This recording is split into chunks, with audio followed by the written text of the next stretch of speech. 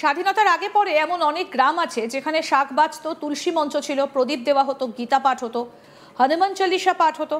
এমন ৬,০০০ গ্রাম এই ১৫ বছরে হিন্দু শূন্য হয়ে গিয়েছে পশ্চিমবাংলায়। এখন সেখানে শাক বাজে না, ঘন্টার আওয়াজ পাওয়া যায় না, মন্দিরের অস্তিত্ব নেই। বাংলায় হিন্দুদের কি ভয়াবহ পরিস্থিতি সে কথা তুলে ধরলেন এক বিজেপি নেতা। বিজেপি বলছে যে এসআইআর করে বাংলাদেশি মুসলিমদের খেদিয়ে কাঁটাতারের ওপারে তাড়ানো যাবে। এসআইআর বিরোধী মিছিল শেষে সভা থেকে বিজেপি পরিচালিত কেন্দ্রীয় সরকার এবং নির্বাচন কমিশনকে আক্রমণ তৃণমূল নেত্রী মমতা বন্দ্যোপাধ্যায়। তার দাবি, বাংলাকে টার্গেট করেছে বিজেপি, ওদের লক্ষ্য বাংলা থেকে ২ কোটি নাম বাদ দেওয়া। মঙ্গলবার আম্বেদকরের মূর্তির সামনে থেকে মিছিল শুরু করে তৃণমূল। ঠাকুর বাড়িতে সেটা শেষ হয়।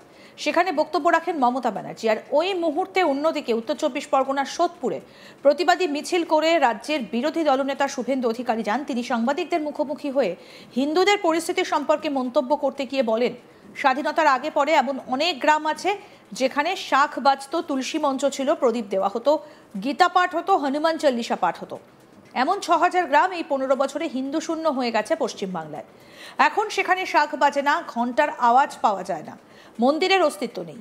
উত্তর ২৪ পরগনা থেকে কোচবিহার বর্ডার এলাকার যে কোনো গ্রামে যান, কি ভয়াবহ অবস্থা তাকিয়ে একবার দেখবেন। ১০০ দিনের টাকা বাংলাদেশে চলে যাচ্ছে। একই সঙ্গে তিনি বলেন, মহিলারা সালোয়ার কামিজ পরে ভোট দেয়, দুপুরে শাড়ি পরে ভোট দেয়, আর বিকেলে ক্যামেরা বন্ধ করে বোরখা পরে মুখ ঢেকে ভোট দেয়।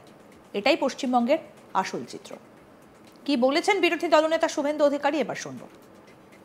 আপনারা বলুন, পশ্চিম বাংলায় স্বাধীনতার আগে, স্বাধীনতার পরে যেমন ৬,০০০ গ্রাম আছে যেখানে শাক বাজতো, তুলসী মঞ্চ ছিল, প্রদীপ দেওয়া হতো, কাসরের ঘন্টা পাওয়া যেত, যেখানে গীতা পাঠ, হনুমান চালিসা হতো, মহাদেবের মাথায় জল ঢালতো, এমন ৬,০০০ গ্রাম পশ্চিম বাংলায় এই ১৫ বছরে হিন্দু শূন্য হয়ে গেছে।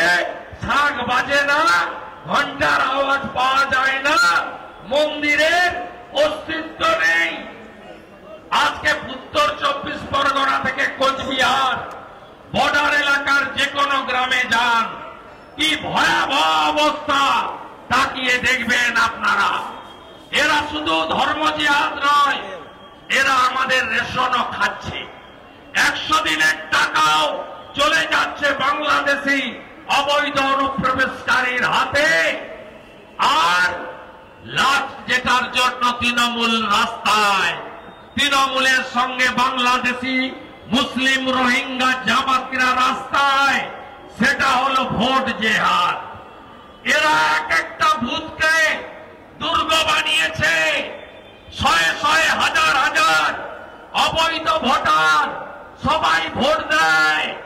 আপনার বুথে ৬৫%, ৭০% ভোট পড়ে। ওই বুথগুলোতে ১০০-র মধ্যে ৯৫টা ভোট পড়ে। ১০০টার মধ্যে পুরুষরা সকালবেলা গামছা পরে ভোট দেয়, বেলার দিকে প্যান্ট পরে ভোট দেয়, বিকেল বেলা লুঙ্গি পরে ভোট দেয়। মহিলারা সকালবেলা সালোয়ার কামিজ পরে ভোট দেয়, দুপুর বেলা শাড়ি পরে ভোট দেয়, আর বিকেল বেলা ক্যামেরা বন্ধ করে বোরখা পরে মুখ ঢেকে ভোট দেয়। এটাই পশ্চিমবঙ্গের আসল চিত্র। এসআইআর প্রসঙ্গে দলের কর্মীদের ঝামেলা থেকে বিরত থাকতে পরামর্শ দিয়ে শুভেন্দু অধিকারী বলেন, এসআইআর নিয়ে একটা কথাই বলবো, যদি বিএলওকে আমারে ভণ্ডুল করে নির্বাচন কমিশনকে আক্রমণ করে ইলেকশন কমিশন বুঝে নেবে, তার দায়িত্ব বিজেপির নয়। আপনারা মারামারিতে জড়াবেন না, কিন্তু বিএলএ 2 বিজেপির আক্রান্ত হয়।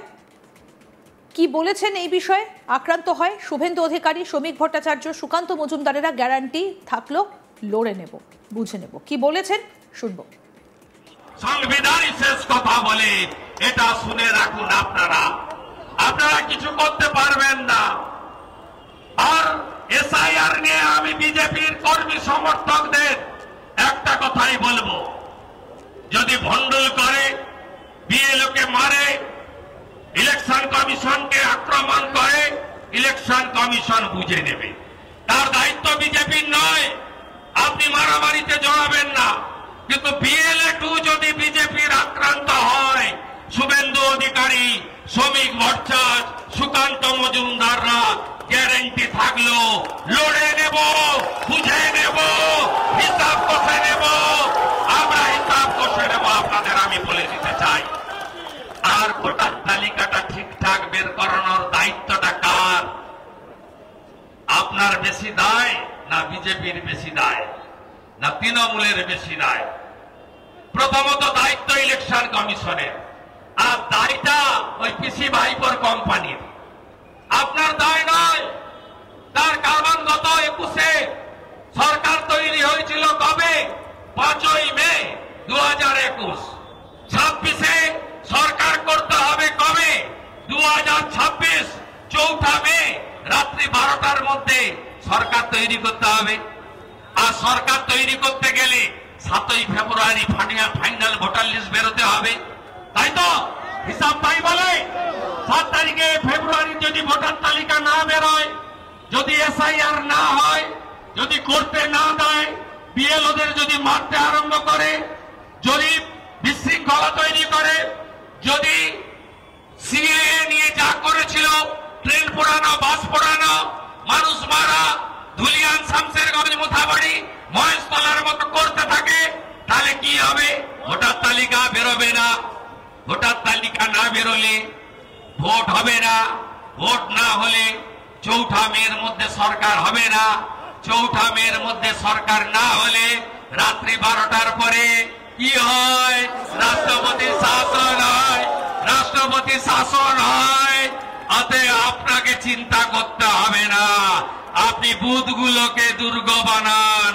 মেয়েরা বুথ নজর রাখো। 3 ডবল ট্রিপল এন্ট্রি, 4 বাংলাদেশি, মুসলমান, রোহিঙ্গা, এদের একটা নামও ভোটার তালিকায় থাকবে না, থাকবে না, থাকবে না। আর হিন্দু শরণার্থী আপনাদের জন্য ভারতবর্ষ আছে। আজকে নয়, স্বাধীনতার পর থেকে যখনই অবিভক্ত পাকিস্তান, আফগানিস্তান, আজকের বাংলাদেশিরা, হিন্দুরা ধর্ম বাঁচানোর জন্য বিপদে পড়েছেন, তখনই ভারত মাতা এগিয়ে এসেছে। এসআইআর নিয়ে উত্তপ্ত রাজ্য রাজনীতি। একদিকে বিরোধী দলনেতা শুভেন্দু অধিকারী, তিনি নির্দিষ্ট করে দিচ্ছেন কাদের নাম থাকবে ভোটার তালিকায়, কারা বাদ যাবেন। আর অন্যদিকে শাসক দলেরও স্পষ্ট বার্তা, একজন বৈধ ভোটারের নামও যদি বাদ যায় তাহলে তারা বৃহত্তর আন্দোলনে নামবেন। অর্থাৎ এসআইআরকে কেন্দ্র করে শাসক বিরোধী তরজা এক প্রকার তুঙ্গে। আরও আপডেট পেতে দেখতে থাকুন আজ তক বাংলা। সাবস্ক্রাইব করুন, নোটিফিকেশন পেতে বেল বাটন অপশন প্রেস করুন।